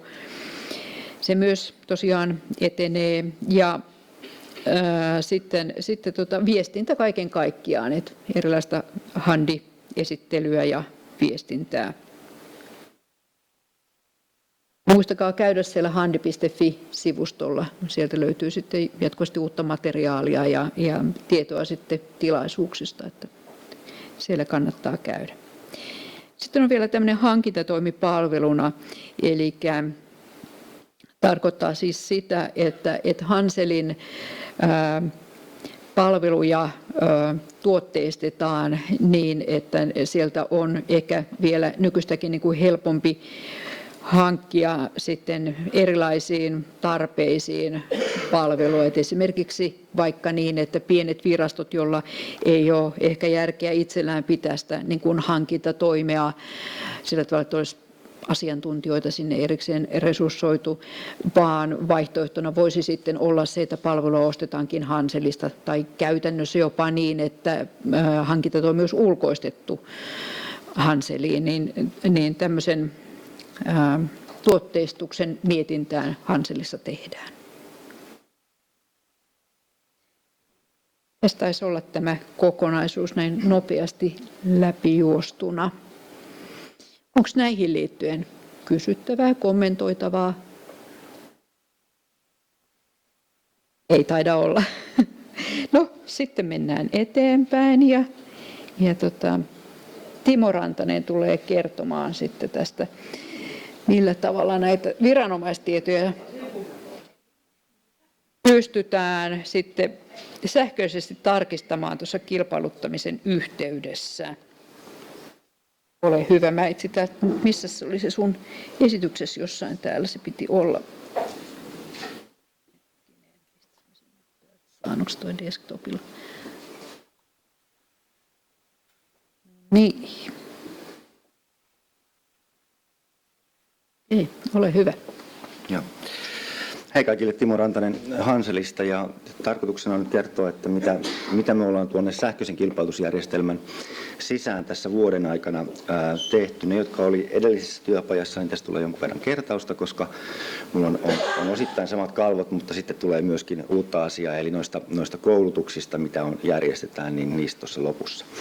Eli me haettiin tämmöisellä konsortiolla, johon kuuluu KL, kuntahankinnat, verohallinto ja oikeusrekisterikeskus ja Hansel, niin rahoitusta tuolta Euroopan unionin verkkojen Eurooppa-välineestä tuossa viime vuoden tai 2016 kesäkuussa jo, ja saatiin rahoitus siihen loppuvuodesta 2016, ja meidän projekti itse asiassa alkoi joulukuun 15. päivä 2016, ja vuoden verran kohta ollaan tätä tehty, ja nyt meillä alkaa olla valmista. Eli ihan tietona, että tosissaan komissio tällä hetkellä rahoittaa näitä sähköistämisen tai sähköiseen hankintaan liittyviä kehityshankkeita useilla 10 miljoonilla euroilla, että tähänkin sitten rahoitus sieltä saatiin. Mitä me tässä projektissa lähdettiin tekemään, niin ensinnäkin komissio, kun toi kaikkien päävaivaksi tämän yhteisen eurooppalaisen hankinta-asiakirjan, joka vain vaikeutti asiaa, niin se rakennettiin tuossa alkuvuonna jo tuonne Cloudian järjestelmän sisään, eli siihen, joka valtaosalla on jo käytössä, ja niille, joilla vielä ei ole käytössä, niin se on meidän puitejärjestelystä otettavissa käyttöön. Niin lähdettiin rakentamaan tosissaan sinne tätä eurooppalaista yhteistä hankinta-asiakirjaa, eli ESPDtä. Ja se tuli jo valmiiksi tuossa tammikuun alkupuolella, ja jatkokehityksenä siihen oli sitten tuoda tuolta viranomaisrekistereistä, mitä meillä on eri puolilla, niin tuoda tiedot siitä, että mitä tietoja siitä yrityksestä, joka tarjoaa kilpailuun, niin on olemassa tuolla viranomaisrekistereissä. Eli jos he eivät ole veroja maksaneet, tai jos sosiaaliturvamaksut on maksamatta, tai jos muuten menee huonosti, niin ne tiedot näkyisi hankintayksikölle, ja sitten osaisi niiden perusteella toimia tarvittavalla tavalla. Me tosissaan lähdettiin siitä, että verohallinnon rekistereistä lähdetään ensisijaisesti hakemaan niitä, koska verohallinto olikin jo tehnyt tällaisen keskitetyn palvelun, eli velvoitteidenhoitoselvityksen, joka kerää useasta muusta rekisteristä tietoa, niin meidän ei tarvinnutkaan lähteä rakentamaan liittymiä moneen palveluun, vaan vain yhteen, ja se yksi hoitaa sitten yhteydet muihin. Tavoitteena tällä projektilla tietysti on ollut se, että poistaa nyt teiltä tarve tarkastaa näitä tietoja useasta eri paikasta viranomaisrekistereistä.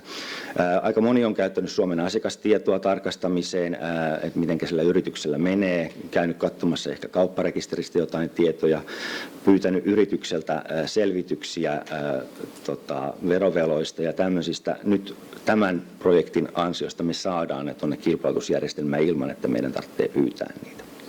Samaten suurimmasta osasta yrityksestä tulee melko täydelliset tase- ja tilinpäätöstiedot. Eli sieltä nähdään muun muassa toimintakertomuksesta, että miten yritys itse arvioi tulevaisuuttaan, jota me ei yleensä aikaisemmin olla kyllä nähty. Anteeksi? Saako reittaustiedot? Reittaustiedot on, mulla oli tuossa edellisellä kalvolla oli tommonen kommentti, että mahdollistaa muiden rekistereiden ja palveluiden liittämisen. Eli sitä reittaustietoa, joka Suomen asiakastiedolta tulee, siitä on keskusteltu Suomen asiakastiedon kanssa, mutta sitä ei vielä tässä palvelussa nyt ensimmäisessä vaiheessa ole. Mutta se on mahdollista sinne tuoda esimerkiksi Suomen asiakastiedolta tai Dun & Bradstreetiltä. Eli niin kuin periaatteessa mahdollisuudet on siihen, mutta tätä tietoa ei vielä ole tuotu.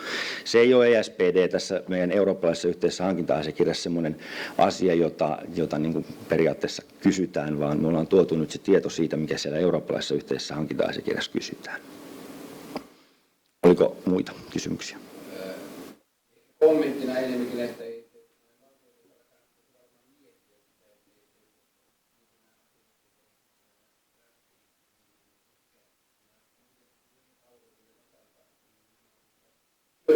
Joo.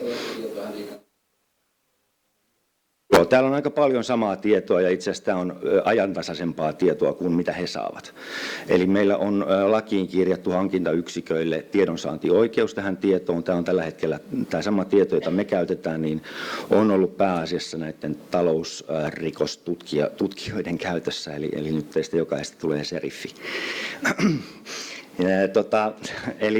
Me nyt saadaan sitten nämä tosissaan ajantasaiset tiedot siitä ja todelliset tiedot sinne järjestelmän sisään. Esimerkiksi jos verot on maksamatta, vaikka sillä tavalla, että verojen maksupäivä on 15. päivä, niin me nähdään se jo 16. tai 17. päivä, että niillä on sitten maksut myöhässä. Ja jos sä voisit ottaa mikrofonin, niin se kuuluisi tonne, onko tämä 3. toiminnassa? Okei. Kysytäänkin. Minusta laitti kaikki.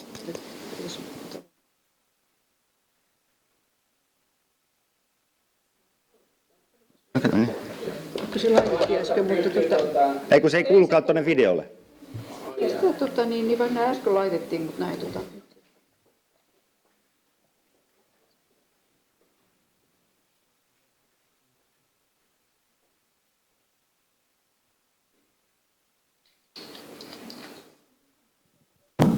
Se toimii.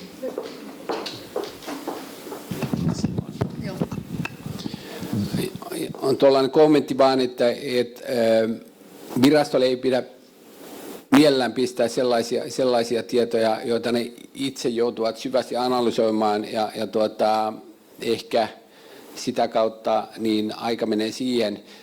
Mielellään jalostettua tietoa, joka on ikään kuin valmiina, jolle benchmarkki, viitearvo on olemassa, niin tämä helpottaa virastojen työtä näiden suhteen, kun ne pistävät viivalle näitä toimittajia. Joo. Ei muuta. Joo, tämä on täysin totta ja nyt kun me saadaan niin kuin verohallinnolta sellaista tietoa, joka on tai mikä sen nimi on, PHS, velvoitteidenhoitoselvitys, niin se itse asiassa pitää sisällään juuri sellaista tietoa, jota me ei haluta. Eli sitä joutuu tulkitsemaan. Ja varmaan sitten jatkossa, tästä on ollut verohallinto itse asiassa, esitti siinä meidän projektin alussa, että he olisivat tarvinneet 2 miljoonaa euroa siihen, että he olisivat kehittäneet sellaisen hymiöpalvelun, jota me toivottiin, mutta siihen ei sitten rahaa löytynyt, niin nyt mennään sillä, mitä saadaan. Eli tässä ensimmäisessä vaiheessa ainakin näin. Tietysti tämän yksi tavoite on se, että me löydetään nyt ne harmaan talouden mestarit täältä joukosta ja suljetaan ne sitten tarjouskilpailuista pois, mikäli näin on. Mutta toisaalta tämä sitten helpottaa myöskin ehkä tarjoajien töitä, koska heiltä ei nyt sitten tarvitse pyytää enää välttämättä niitä kaikkia selvityksiä sitten edes voittajalta, koska me saadaan se tieto tuonne järjestelmään.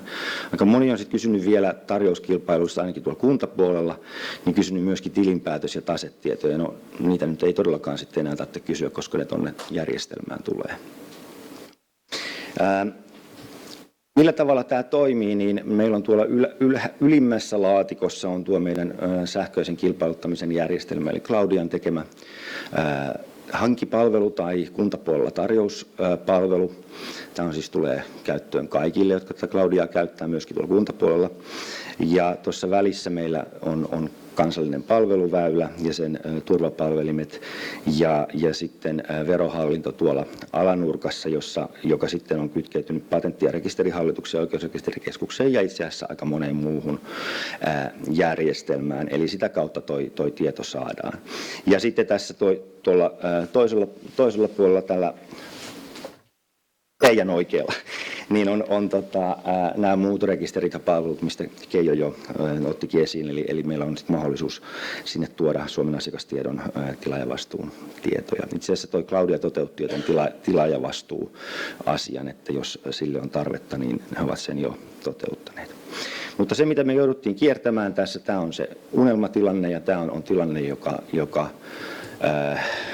niin kuin on tarkoitus saada vielä käyttöön, mutta tuossa kapassa on muutama mutka matkassa, eli sieltä puuttuu tietty tietoturvapalikka ja sen takia me ollaan vedetty nyt tästä näin mutkat suoriksi, eli ohitettu tuo keltainen laatikko vetämällä viiva tuolta Claudian ylhäältä järjestelmästä tuonne verohallintoon suoraan. Tämä on väliaikainen ratkaisu ja kapa olisi tarkoitus saada käyttöön niin pian kuin mahdollista. Mutta mitä tietosisältöä sinne saadaan, niin meille tulee kaupparekisteritiedot, verovelat, sosiaaliturvamaksut, ulosottoasioita, tullin kantamia maksuja, konkurssi- ja yrityssaneeraustietoja, yrityshenkilöt, eli nyt ne, joilta pitää sitten kysyä ne rikosrekisteriotteet, niin niidenkin tiedot näkyy tuolla, eli jos te pyydätte vaikka yritykseltä rikosrekisteriotetta, niin te toimittaa vaikka 3 henkilöstä, niin sitten te näette, että no missä ne 2 muuta on. Että ne tiedot tulee tuonne järjestelmään. Näin henkilöiden kytkennät, tilinpäätös- ja tasetiedot hyvin monesta yrityksestä, ihan kaikista pienimmistä yrityksistä tilinpäätös- ja tasetietoja ei ole, mutta valtaosasta on työeläke, työttömyys ja tapaturmavakuuttaminen. Se, mistä puhuttiin tuossa, tai Seija mainitsi tuosta rikosrekisteriotteesta, että sille on projekti käynnisty, eli rikosrekisteriotteeseen liittyy tietoturva-asioita, jonka takia se toimitetaan nyt edelleen tuolta oikeusrekisterikeskuksesta sille henkilölle, jota se rikosrekisteri koskee, niin postitse, että se on superturvallinen tapa toimittaa rikosrekisteriote. Eihän se posti ole hukannut vielä yhtään kirjettä tähän mennessä. Eli siis me voidaan tuolta järjestelmästä lähettää nyt tämä pyyntö sille tarjoajalle, että pyydämme, että toimitatte nämä rikosrekisteriotteet, mutta se toimitus tapahtuu edelleen siis samalla mallilla kuin Orki on sen tähänkin mennessä toteuttanut. Eli toisaalta tuo projekti on nyt käynnistelty tästä, että tämä saataisiin automatisoitua, tämä rikosrekisteriotteidenkin toimittaminen. Vaatii jonkun verran varmasti lakimuutoksia myöskin. Miten tämä järjestelmä nyt sitten toimii, niin kun käytetään, on EU-kynnysarvon ylittävä kilpailutus, jossa meidän on siis välttämätöntä käyttää eurooppalaista yhteistä hankinta-asiakirjaa, niin siinä vaiheessa, kun te olette avannut tarjoukset, te käynnistätte siellä tai yrityksen tietojen haun, ja se menee sinne verohallintoon. Se kestää tai riippuen vähän tilanteesta, mutta yleisesti se on kestänyt melkein 24 tuntia. Siellä on osa niistä järjestelmistä, jotka sinne on kytketty, niin ne on ilmeisesti päällä vain öisin, että se tulee sitten seuraavana aamuna. Mitä siellä on, niin tuossa ensimmäisellä sarakkeella teidän vasemmalla niin näkyy ne ESPD-kysymykset. Toisessa sarakkeessa on yrityksen antamat tiedot ja kolmannessa sitten näkyy se, mikä viranomaisrekisteristä on haettu se tieto, eli sinne sitten näkyy oikeat osoitteet, liikevaihdot, sosiaaliturva ja verojen maksaminen ja ulosottoasiat esimerkiksi. Eli ne tulee tällä tavalla ja sitten siihen voi kuittausmerkinnän tehdä, tuo kuittausmerkintä jää vaan teille itselleen. Eli jos se on ok, niin sitten vaan valitaan siinä ok, ja jos se ei ole ok, niin sitten siihen pitää kirjoittaa pari sanaa. Ihan vain omaksi muistiksi, se ei mene tarjoajille. Kuka vastaa siitä, kun nythän on ollut jo ilmentymiä ennen tätäkin, että nuo tiedot on joskus puutteellisia tai jopa virheellisiä. Ja nyt kun ne saadaan ikään kuin sähköisesti, hienoa, mutta onko sillä kilpailuttavalla viranomaisella velvollisuus tarkistaa, ettei se hylkää suoraan, että täällä verovelkaa ja piste? Mä tekisin sillä tavalla aina, että kun tuolla näkyy jotain, niin pyydetään selvitystä. Nämä on kuitenkin kaikki semmoisia asioita, jotka liittyy tarjoajan soveltuvuuteen tai kelpoisuuteen. Eli aina kun nähdään jotain omituisuutta, niin kysytään tarjoajalta, että anteeksi, nyt olemme saaneet tietoomme, että teillä on verovelkaa ja pyydetään selvitystä. Heillä on mahdollisuus myöskin siihen, että jos esimerkiksi on henkilö tuomittu vaikka jostain rikoksesta siellä rikosrekisteriotteella, niin heillä on siis mahdollisuus siihen, että he voivat tehdä niin sanottuja puhdistautumistoimia. Eli esimerkiksi henkilö, joka on tuomittu vaikka korruptiosta, niin hän ei enää sitten olekaan yrityksessä töissä. Esimerkiksi tämä voi olla yksi sellainen tyypillinen tilanne. Mutta kun on kysymyksissä semmoisista asioista, että ne on tarjoajan soveltuvuuteen liittyviä, ja tämä ESPD ei ole tarjoajille vielä tällä hetkellä maailman yksiselitteisin asia, niin kysytään niitä epäselvyyksiä liittyen tähän näin. Eli tällä niin kuin tarkoituksena on se, että me saadaan etukäteen tietää semmoisia asioita, mitä me ei aikaisemmin, tai nähdään kyllä semmoisia tietoja, mitä aikaisemmin ei ole nähty. Ihan lyhyesti tästä tilanteesta, eli meillä on tämä tekninen kehitys on ollut joulukuun puolesta välistä elokuuhun. Meillä oli pilotointi 9 organisaatiossa tässä elokuun ja syyskuun aikana. Ja nyt sitten pikapuoliin kytketään päälle teille kaikille ja muillekin, jotka eivät välttämättä ole täällä, mutta voivat olla esimerkiksi videon päässä. Ensimmäiset päällekytkennät niin tulee tämän viikon loppupuolella. Eli mä järjestän Skype-infoja ihan sen takia, että pikaisesti näette, miten tämä toimii ja ette hämmästy, että se tulee päälle. Eli niille, jotka Skype-infoihin ilmoittautuu, niin he nyt ensimmäisenä sitten saavat tämän päälle, eli siinä on semmoinen pieni karkki. Eli ensimmäinen on ensi viikon maanantaina, sitten keskiviikkona ja torstaina. Ja tuossa on linkki tuohon ilmoittautumiseen. Hanselin uutiskirje lähtee tänään iltapäivällä ja siinä on myöskin nämä ilmoittautumislinkit ja nämä on myöskin meidän verkkosivulla siellä paikassa, mistä kun me kirjaudutte sisään, niin se on tällä hetkellä siellä. Sitten meillä on 2 isompaa tilaisuutta, jotka järjestetään kuntatalolla. Nämä infothan on siis vain tunnin infoja, eli näissä ei vielä voida kauhean syvälle mennä, mutta sitten pikkasen ennen joulua niin on 2 tilaisuutta. Meillä otettiin iso sali, eli löytyy paikka kuntatalolta, siellä on näissä infoissa on sitten tarkoitus käydä syvällisemmin läpi nimenomaan tietoa, joka sieltä verohallinnolta tulee. Eli se valtaosa näistä tilaisuuksista on sen verohallinnon tietojen läpikäymistä ja selvittelyä, jotta ymmärretään tulkita sitä suurin piirtein oikein. Ilmoittautumislinkki on tossa ja tilaisuuden agenda suurin piirtein sellainen, että aloittaa lyhyesti tästä viranomaistarkastuksen kehitysprojektin piirteistä ja kertomisesta. Sitten näyttää demo, miten se tuolla Cloud-järjestelmässä toimii niille, jotka eivät ole vielä sitä nähneet tai ottaneet, tai jolle se itse asiassa on kaikille tullut käyttöön tähän mennessä. Mutta sitten suuri osa tosissaan ajasta on verohallinnon harmaan talouden selvitysyksikön puheenvuoroa, jossa käydään läpi yksityiskohtaisesti tietoa ja sitten lyhyesti rikosrekisteriotteesta ja siitä, missä siinä vaiheessa mennään tuossa projektissa ja kysymyksiä ja vastauksia. Mun esitys, teillä oli jo kysymyksiä täällä. Joo, mulla oli yksi kysymys ihan vaan, että kansalliset hankinnat, että pystyykö sitä käyttämään niin kuin kansallisissa hankinnoissa myös? Me ollaan keskusteltu tästä Claudian kanssa, että miten tämä voitaisiin toteuttaa kansallisiin hankintoihin. On ollut keskustelua siitä, että nyt kun ESPDtä ei ole pakko käyttää kansallisissa hankinnoissa, ja mä en kyllä lähtisi sitä ESPDtä tunkemaankaan välttämättä sinne kansallisiin hankintoihin, niin me voitaisiin tuoda, tähän ESPDhän me voidaan hakea rakenteellisesti se tieto tuolta Claudian järjestelmästä, me voitaisiin tuoda sinne se pelkkä PDF siitä yrityksestä sieltä verohallinnolta. Mitään esteitä sille ei ole siis noin laillisesti, että tämä on kysymys sitten ehkä kaupallisesta intressistä Claudian osalta ja siitä, että paljonko me suostutaan heille maksamaan. Onko Kitty?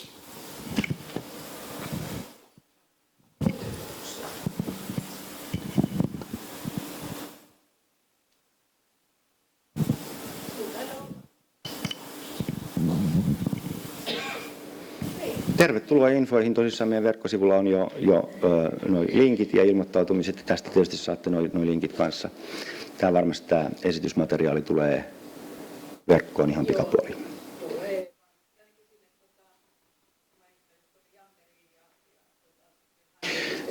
Jammeriin mä oon jo itse asiassa laittanutkin näistä linkkejä näistä tilaisuuksista, että sielläkin pitäisi löytyä Jammer-listalta tämä. Kiitos. Kiitoksia kaikille.